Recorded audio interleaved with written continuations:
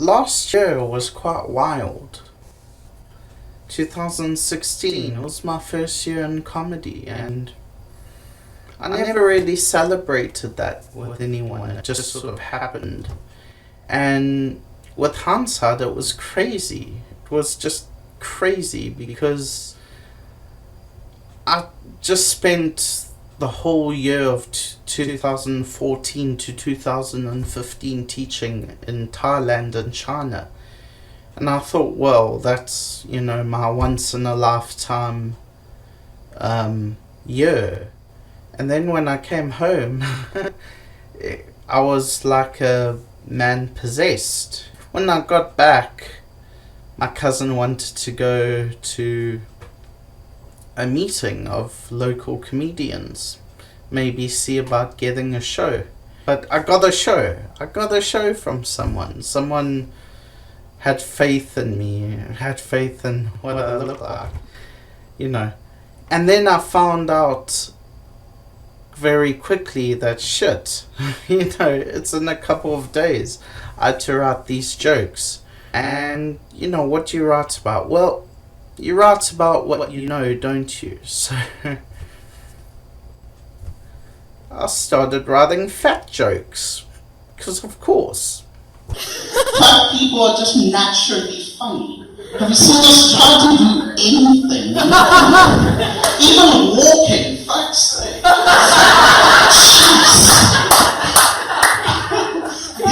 It was a wild year, It was a year full of the lowest of lows.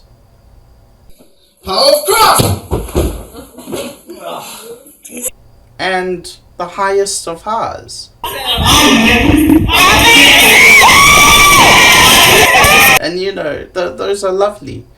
And even the lows, I would say, are essential. You learn from them. You learn what not to do. The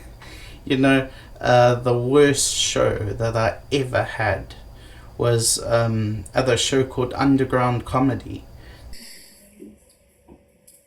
Fat people go really well with comedy. Have you seen us try and do anything?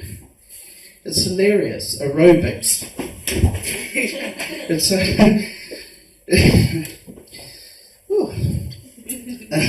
Now, underground comedy is a place for, for you to practice jokes.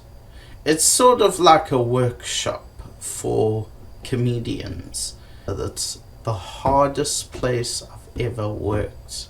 I walk into his office, he's like, well, Mr. Armstrong, according to your charts, you're just fat.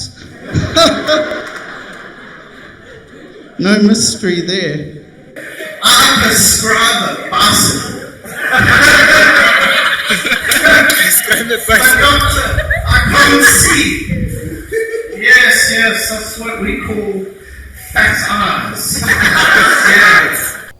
I had a lot of fat jokes, but I started to wonder what new can I bring to the table about being fat?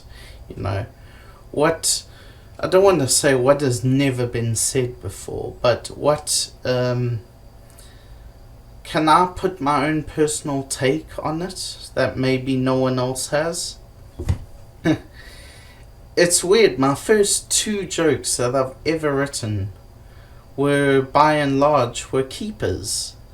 The first joke I ever wrote was my China joke.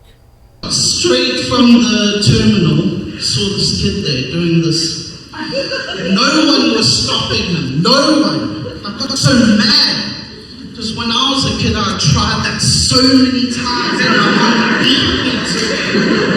Boy, you will never have a beating in your life that compares to the I tried to crap on the street beating. You remember that. So this is the situation. I just got off the plane watching these 2 kids poo on the road.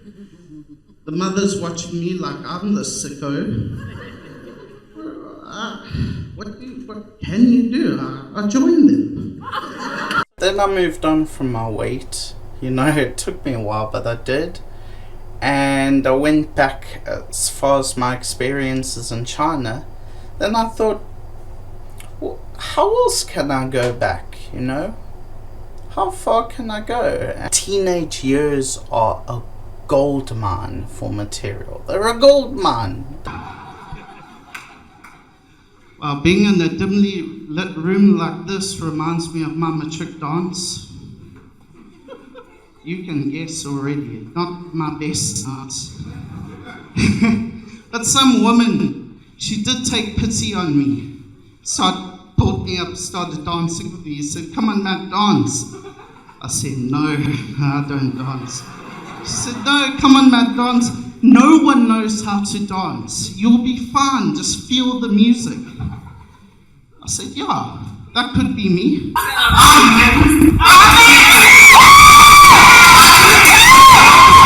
And the music just took me.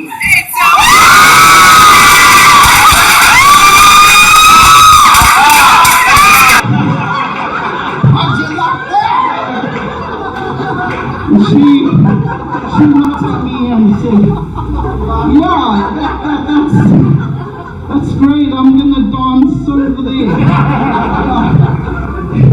And then, shit, why stop at your teenage years? You know, I went all the way back to my childhood. You're small and fat, you're cute. It's when you grow old that's a problem. Everyone loves a small chubby kid. Ask any pedophile. When I was younger, my mom used to worry about me going out and playing. She used to worry about someone taking me and touching me. Now I'm a 27-year-old bachelor, she's worried about someone not touching me. It was actually not intended that I learned the greatest lesson that I would ever learn in comedy.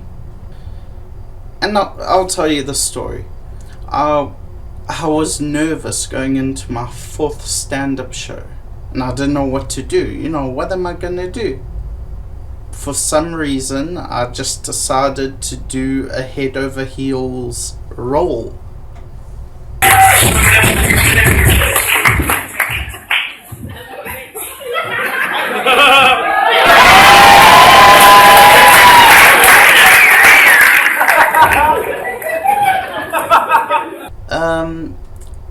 And I began experimenting in ways just to get the crowd on my side, and that's when I developed this role.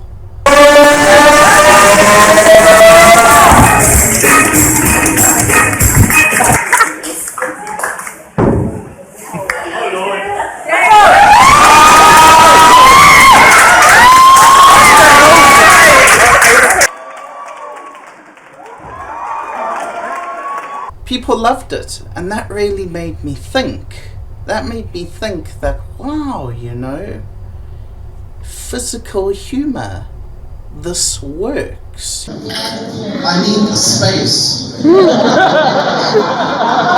Shit's gonna go down. And after that, I was actually doing pretty well, you know. No, that's actually how I got into comedy in the first place. I went to gym and I just started drawing crowds.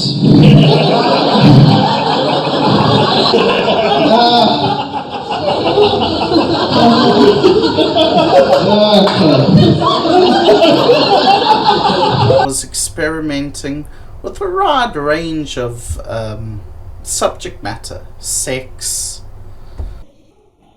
Speaking of sex, a wise man once told me stand-up comedy is a lot like sex. Yeah. And I can see the comparisons. For one, my partners are a whole lot more attractive than I am. I'm worried about the length of my material.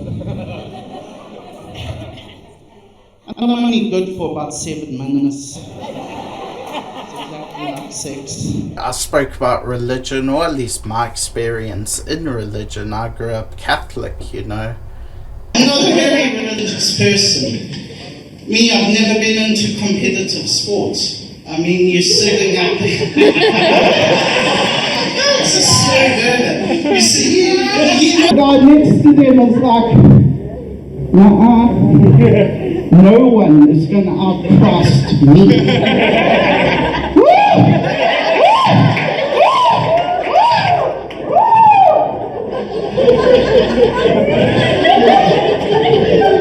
And then the priest is like, Spirit of Christ! Comes up to me, I don't want to get it. Spirit of Christ!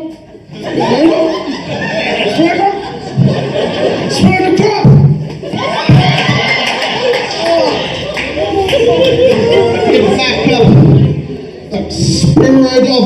Okay,